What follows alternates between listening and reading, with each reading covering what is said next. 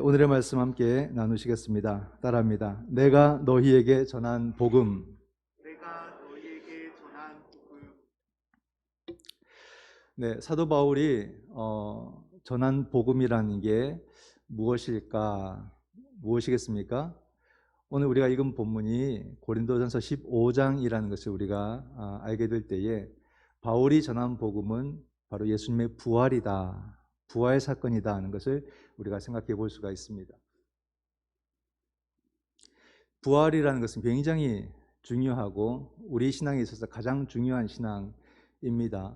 근데 우리가 예전에 목사님들에게서 저도 말씀을 준비하다 보니까 그런 설교가 그대로 떠올라요. 사람이 죽었다가 살아나는 것과 부활은 무엇이 다른가? 이렇게 질문을 하시고 또 설명하셨던 그런 기억들이 여러 차례 있는 것 같습니다.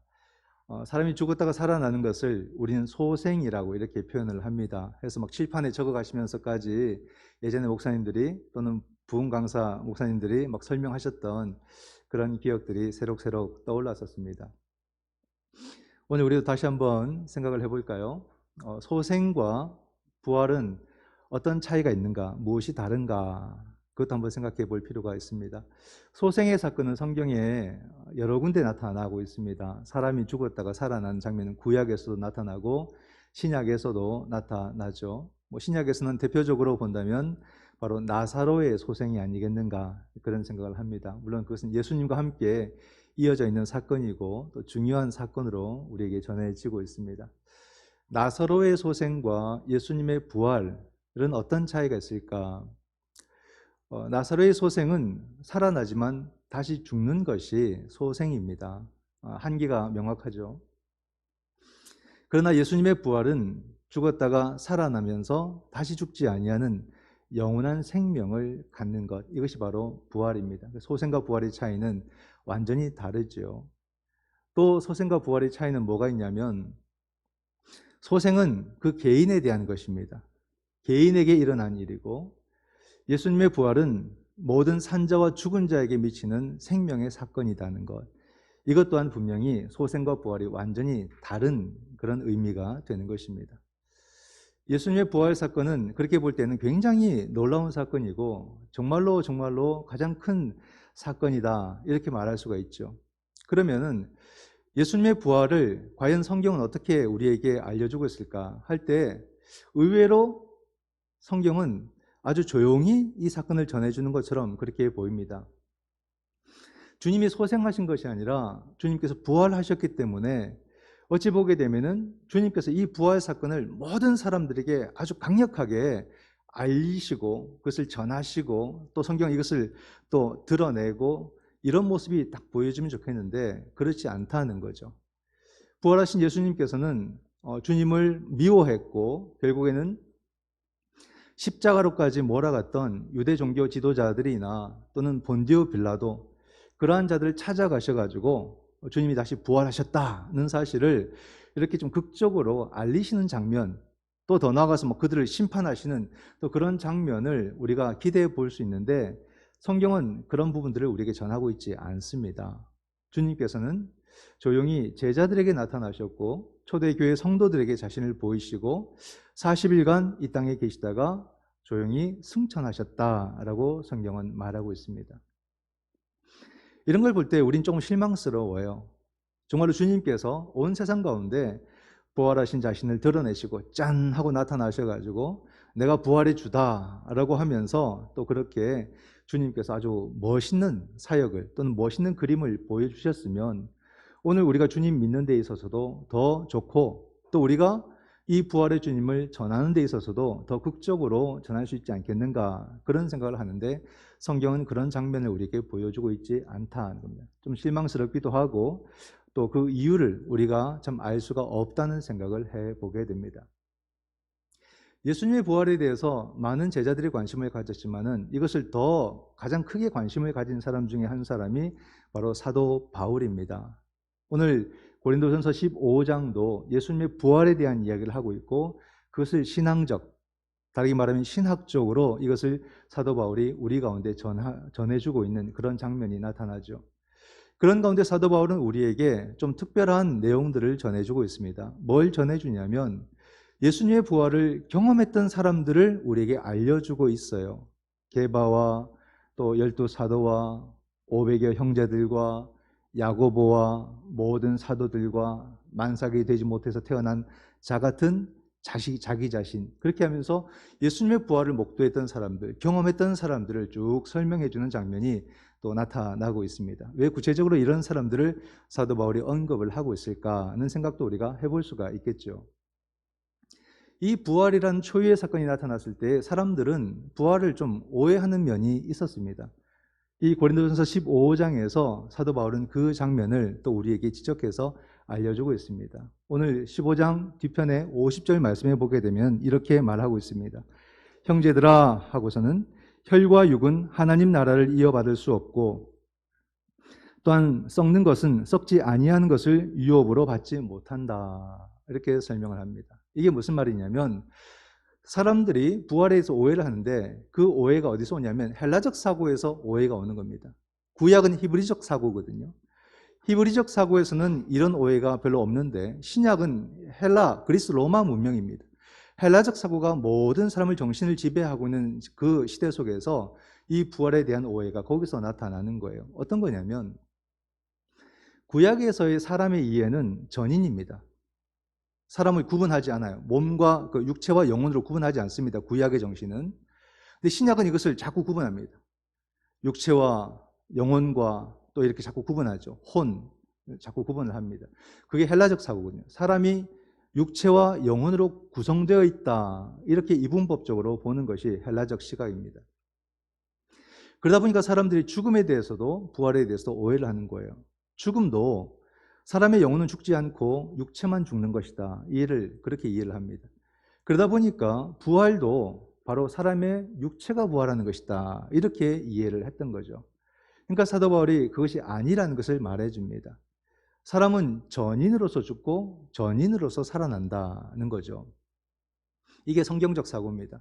그래서 우리가 사도신경을 고백할 때에도 육체가 아니라 몸이 다시 살아날 것을 믿사오며 라고 말하는 것은 바로 헬라적 사고로 말하는 육체와 영혼, 이걸 하나로 보는 그 개념을 전인 또는 몸이라 이렇게 우리가 표현을 하는 것입니다. 그래서 사도 바울은 전인이 다시 사는 것이다 하는 것을 말해주죠. 우리의 교과서 신학 있는 묵상에도 이런 부분을 설명해 주고 있습니다. 2권에 보게 되면은 인간은 전인이 죽고 하나님의 방법대로 전인이 하나님 앞에 서게 되고 영광의 부활체로 거듭납니다. 이렇게 설명을 합니다. 그러니까 사람은요, 그러니까 흔히 말해 헬라적으로 말하면 육체와 영혼이 다 같이 죽는 거예요. 그리고 살 때는 다 같이 사는 겁니다. 근데 살아날 때는 과거의 모습, 똑같은 모습이 아니라 바로 영광의 부활체로 살아난다. 이렇게 전인인데 영광의 부활체다. 이렇게 표현합니다. 그 영광의 부활체가 뭔지를 또한 사도 바울이 설명해 주는데 15장 49절에 나옵니다. 우리가 흙에 속한 자의 형상을 입은 것 같이 또한 하늘에 속한 이의 형상을 입으리라. 그죠? 우리가 전인이 부활을 하는데 그 전인은 과거와는 다른 차이가 있다면 바로 하늘에 속한 이의 형상을 덧입은 자로 부활한다. 그렇게 말해주고 있습니다. 여러분, 우리가 이렇게 부활에 대해서 말할 수 있는 것은 어떤 근거에서 우리가 이것을 말할 수 있을까? 바로 예수님의 부활을 우리가 경험했기 때문에 부활에 대해서 말할 수가 있습니다. 우리의 부활을 우리가 설명하고 우리의 부활을 상상할 수 있다. 이건 참 놀라운 거거든요. 우린 이전까지 우리가 어떻게 부활할지도 몰랐고 또 어떤 모습으로 부활할지도 우리는 상상할 수가 없었습니다. 그런데 어떻게 우리는 우리의 부활을 말할 수 있게 되었을까? 그것은 바로 예수 그리스도의 부활을 경험했기 때문에 우리는 우리의 부활을 말할 수 있게 되었다. 그래서 사도 바울은 바로 우리의 복음의 내용이 바로 예수 그리스도의 부활이다. 그렇게 우리 가운데 설명을 해주고 있습니다. 오늘 본문 3절과 4절 말씀을 보게 되면은 내가 받은 것을 먼저 너희에게 전하였노니 이는 성경대로 그리스도께서 우리 죄를 위하여 죽으시고 장사 지낸 바 되셨다가 사흘 만에 다시 살아나사. 이 사건을 말해주는 거예요. 우리의 복음의 내용이 뭐냐면 십자가와 부활 사건인 거예요. 그럼으로써 제자들이 경험하게 된 건 뭐냐면 십자가 사건의 경험, 그것은 바로 죄와 사망으로부터 우리가 해방되는 것을 십자가 사건 때문에 경험하게 됐고 또 부활로 말미암아 예수님을 다시 살아계신 분으로 경험하게 되는 겁니다. 주님을 살아계신 분으로 경험한다는 것은 뭐냐면 바로 우리가 영원한 생명이 무언가를 주님을 통해 경험하게 되었다라는 사실이죠. 이건 참 놀라운 것입니다. 그래서 예수님도 나사로를 살리시는 장면에서 요한복음 11장에서 그렇게 말씀을 하십니다. 나는 부활이요 생명이니 나를 믿는 자는 죽어도 살겠고 무릇 살아서 나를 믿는 자는 영원히 죽지 아니하리라. 주님께서 그렇게 부활의 신앙이 우리에게 무엇을 전해주는지를 분명하게 말씀해 주고 있는 것입니다. 예수 그리스도의 부활을 증언하는 그 공동체가 바로 교회입니다. 이 교회의 전통 가운데 있는 우리는 이 믿음의 고백이 분명해야 되는 거예요. 나를 믿는 자는 죽어도 산다는 겁니다. 영원히 죽지 아니한다. 우리는 분명히 부활의 신앙 속에서 이 믿음을 고백해야 되고 이 믿음에 대한 확신이 있어야 되고 이 믿음을 증언하는 삶을 살아가야 된다는 거예요. 이걸 한번 여러분들에게 한번 다시 우리가 재확인하고 싶습니다. 우리에게는 부활의 신앙이 분명하십니까? 이 믿음에 견고히 서 있습니까? 그리고 이 고백이 내게는 확신이 듭니까? 그리고 이 확신이 드는 이 믿음의 내용을 내 삶을 통해서 증거하면서 살아가고 있느냐는 말입니다. 우리는요, 기독교 신앙을 지켜내는 사람들이에요. 그리고 이것을 더 힘차게 전하는 사람들. 즉, 우리의 신앙과 우리의 진리를 늘 이 시대 속에서 변증할 줄 아는 사람들이 되어야 됩니다. 이 신앙 가운데 굳건히 서 있고 이 신앙이 흐리지 않도록 우리는 이 영적인 배움들을 더해가고 있는가? 바쁜 세상에 살아가더라도 우리의 영성이 건조해지지 않도록 늘 경건의 훈련들을 내 삶을 통해서 채워나가고 있는가? 바쁘다고 하더라도 또 한편에서는 영적인 훈련들을 함께 병행해가는 우리들의 그런 삶의 모양과 구조와 시간들을 우리는 가지고 있는가? 이게 너무나도 중요합니다. 내 삶이 아무리 바빠도 여러분 말씀을 묵상을 해야 되고요. 내 삶이 아무리 바빠도 기독교의 진리들을 배워나가야 되고 이런 것들을 내 삶으로 가져가는 훈련들을 우리는 놓치지 않고 해나가야 됩니다. 저희 교회에서는 예배도 드리고 또 큐티도 하고 또 우리 교과서 신학 있는 묵상을 또 여러분들에게 공급도 해드리고 그리고 성경도 통독하면서 이런 부분들을 채워나가고 있거든요. 근데 여러분 이런 부분들이 결코 다른 교회에 비해서 부족한 게 아닙니다. 뭔가 어느 공동체에 들어가서 막 배우는 것도 중요하겠지만 여러분 우리가 하고 있는 것들은요 어디 가도 배울 수 없는 것들이에요. 어디에서도 이만큼 좋은 내용을 제공하고 있지 않습니다. 이것을 귀하게 여겨야 돼요. 우리가 우리 안에 있을 때는 이게 잘 귀한 줄 모릅니다. 하지만 여러분 다른 곳에 가서 보게 되면요 정말 그게 귀했다는 것을 알게 됩니다. 그러니까 우리가 나중에 후회하지 않기 위해서는 지금 이런 시간 속에 참여하셔야 돼요. 말씀의 큐티를 늘 하셔야 되고요. 그리고 신학 있는 묵상도 늘 묵상하는 그런 훈련을 하셔야 됩니다. 우리 젊은 집사님들은 그것을 계속해서 통독하는 또 묵상하는 독서 모임을 해나가고 있습니다. 참 귀한 일이에요. 그리고 성경을 통독해 나가는 것 이것도 굉장히 우리가 중요하게 생각하고 하셔야 되고요. 그리고 예배 드리는 것을 우리가 가장 중요한 일로 생각하면서 이걸 놓치지 않고 열심히 나오셔야 됩니다. 이런 것을 통해서 우리가 무엇을 더 확신해가고 배워나가냐면 바로 이 부활의 신앙들을 배워나가는 거예요. 이 부활의 신앙이라는 것은 우리가 예수 그리스도를 믿게 될 때에 우리는 영원한 생명을 얻는 자들이고 그 생명을 지금 여기서부터 우리가 경험하고 누리고 살아가는 사람들이 된다는 것을 알아가는 것이거든요. 그럴 때 우리의 삶이 전적으로 달라질 수 있다는 사실입니다. 예수님을 한번 보세요. 부활의 주인, 십자가의 주인, 이 예수님 그 모습을 한번 생각해 보십시오. 예수님은 유대 지도자들에게 철저히 무시를 당하셨어요. 절대 존중받지 못하셨습니다. 인정받지 못하셨고요. 버림받으셨어요. 또한 십자가 위에서는 하나님께로부터도 버림을 받으셨습니다. 근데 거기에는 놀라운 반전이 있었어요. 그 반전이 뭐냐면 하나님께서 죽은 자 가운데서 예수 그리스도를 살리심으로 하나님에게 오직 예수 그리스도만이 인정받은 분이라는 것을 보여주신 거예요. 오직 예수님만이 하나님으로부터 인정을 받았다. 모든 사람들이 버린 자처럼 그렇게 보였지만은 바로 예수님이 하나님께 인정받은 분이라는 것을 하나님이 보여주셨어요. 또한 그 제자들에게는 그들의 스승이신 예수가 죽은 자가 아니라 살아있는 자로 경험되도록 하나님께서 만들어주셨다라고 성경은 우리에게 말해주고 있습니다. 여기서 제자들은 놀라운 경험을 하게 됩니다. 어떤 경험을 하게 되냐면 바로 예수 그리스도를 믿음으로 말미암아 그들이 놀라운 부활의 생명, 이 생명을 체험하게 됩니다. 부활의 생명을 체험하게 될 때 제자들에게 나타나는 현상이 뭐냐면 죽음을 두려워하지 않는 모습. 그들은 죽음 앞에서 너무나도 큰 두려움을 느꼈고 비겁하게 도망갔던 사람들. 그러나 예수님의 부활을 체험함으로써 영원한 생명이라는 것을 경험하게 될 때 그들은 죽음에 대한 두려움이 사라져서 모두가 다 순교자의 길을 갑니다. 이건 참 대단한 거예요. 순교자의 길을 여러분 간다는 것은 우리가 쉽게 볼 일이 아닙니다. 한두 사람이 한다는 것은 그냥 의지적으로 생각할 수 있어요.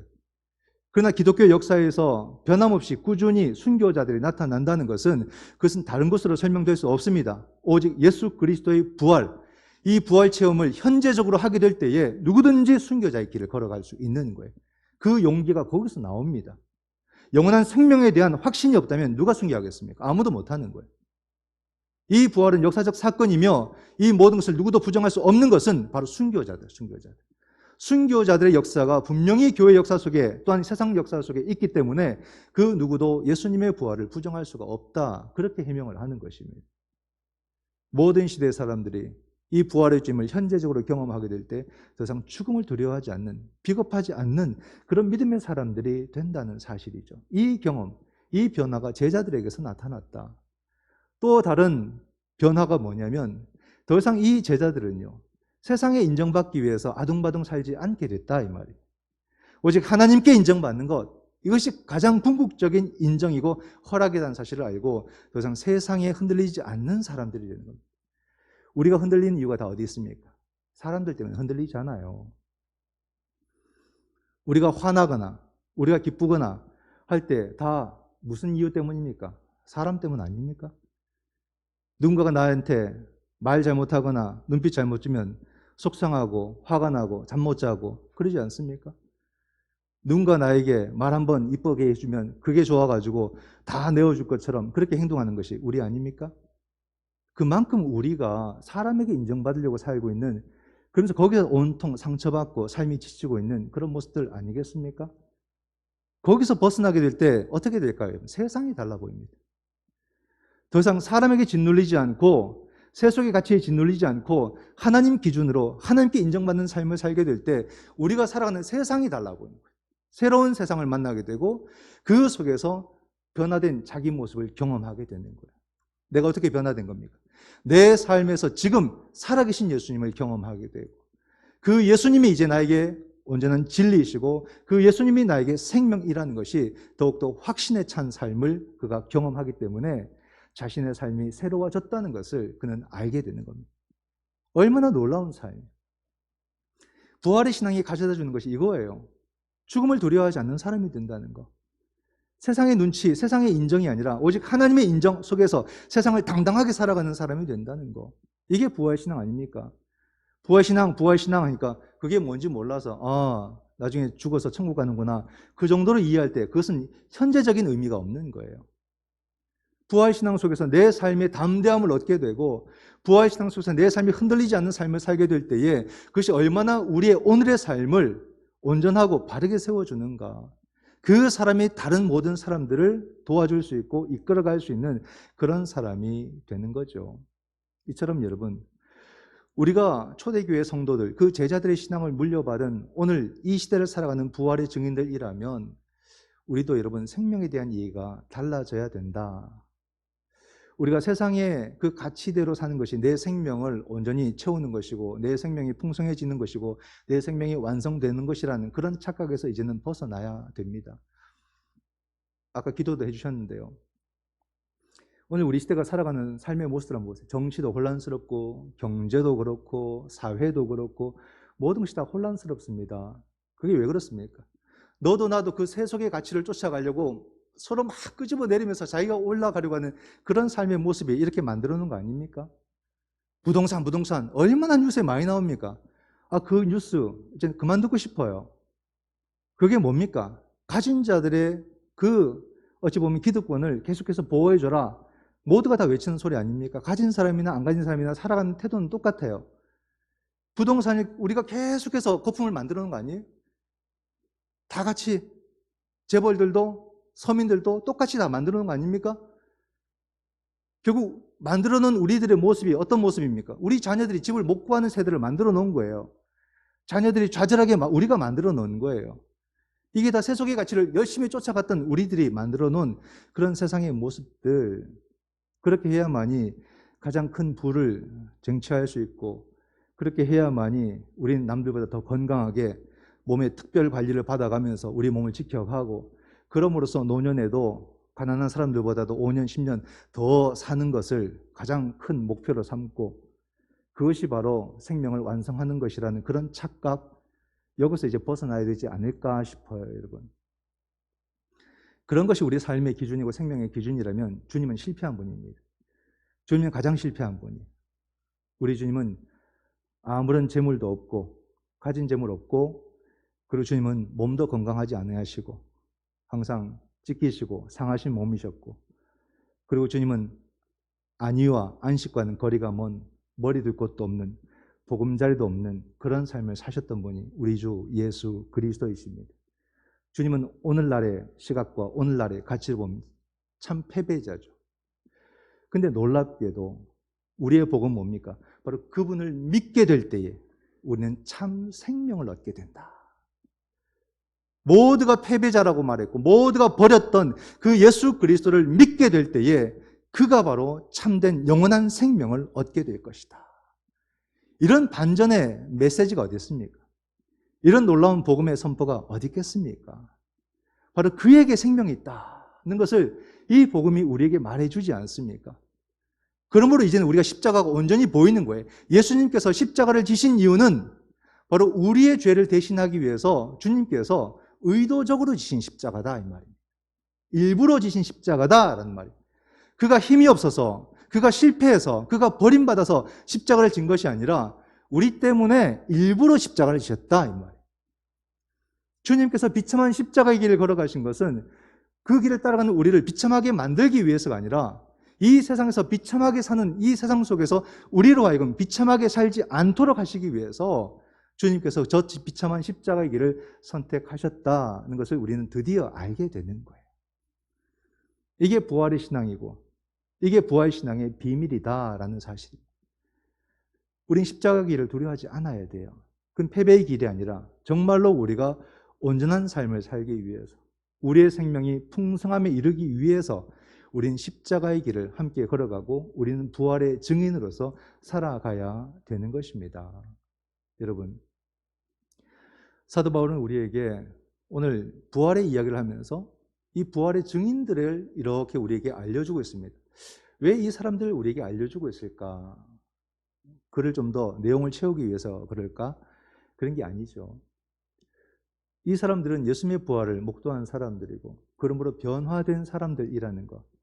그러면서 자기의 정체성과 자기의 실존을 완전히 새롭게 바꾼 사람들. 그래서 여러분, 초대교회 성도들 그리고 제자들을 딱 볼 때 우리는 딱 떠오르는 그 그림이 있어요. 어떤 그림이 그려지냐면 증인들이다. 이 느낌이 확 강하게 옵니다. 이 초대교회 사람들 참 빈약하거든요. 참 가진 거 없거든요. 근데 그들을 떠올리면 증인이라는 이름이 딱 떠오릅니다. 그리고 순교자라는 이름이 딱 떠올라요. 얼마나 멋있는지 모릅니다. 그러므로 오늘을 살아가는 우리는 어떤 사람들이 되어야 되는가? 다시 우리에게 이 말씀이 전해주는 것은 우리는 오늘 이 시대를 사는 증인들이다. 무엇에 대한 증인? 부활의 증인들이다. 그리고 우리는 순교자들이다 하는 사실을 알려줍니다. 이 영성이 우리에게 탁 갖춰져 있습니까? 다 물빠지듯이 빠져버리지 않습니까? 증인인지도 아닌지도 모르고 내가 순교자인지 아닌지도 모르는 그런 모습으로, 물빠진 모습으로 오늘 우리는 살아가고 있지 않는가? 다시 우리에게 이것을 채우라는 거예요. 우리는 부활의 증인들이다. 이 시대 속에서, 또 이 시대 속에서도 우리는 바로 순교자의 정신으로 살아야 된다. 이걸 우리에게 말씀해주고 있지 않습니까? 그들과 우리가 다른 점은 오늘 우리는 예수 믿는다고 순교당하지는 않습니다. 그럼 순교는 우리와 무관한 말일까?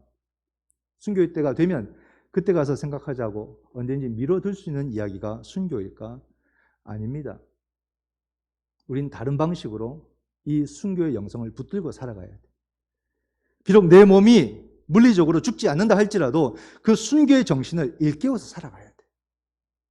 그것이 아니면 오늘 이 시대도 살기가 어렵습니다. 순교자의 정신으로, 부활의 증인으로 오늘은 이 시대 속에 부름받았고 그렇게 살아가야 되는 것이죠.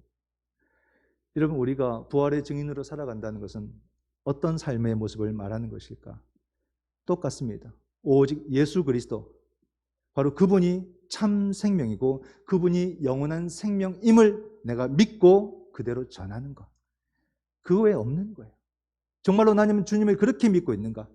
그렇게 느끼고 있는가? 그 힘을 내가 삶 속에서 공급받고 있는가? 이 믿음을 우리가 다시 확인하고서 내 가정에서, 직장에서, 삶의 자리에서 모든 생명이 생명답게 살게 하기 위해서 거기에 내 모든 힘이 다 집중되어야 되는 거예요. 지난주에 말씀드린 것처럼 직업도 단순히 돈 버는 수단이 아니라 하나님의 일과 관련된 것으로 알고 거기에서 모든 생명이 생명답게 살도록 내 모든 일들을 통해서 우리는 거기에 헌신하고 거기에 집중하며 내 모든 삶이 그렇게 살아가야 됩니다. 그렇기 때문에 세상 가치 속에서 자꾸 우리의 삶의 자리를 무너뜨리고 젊은이들에게 기회를 빼앗는 그런 삶의 구조를 더 만들어가는 것이 아니라 도리어 모든 생명들이 기회를 얻고 살아가도록 만들어가는, 이 시대를 거슬러가는 그런 삶의 모습을 부활신앙 속에서 우리가 가지고 살아가야 되는 것이 아니겠느냐라는 거예요. 이 모습이 오늘 우리들에게 필요하다. 다시 한 번 더 생각하자. 우리가 살아가는 삶의 모습은 따로 있다는 것을 우리는 다시 한 번 더 확인할 수 있어야 되는 것입니다.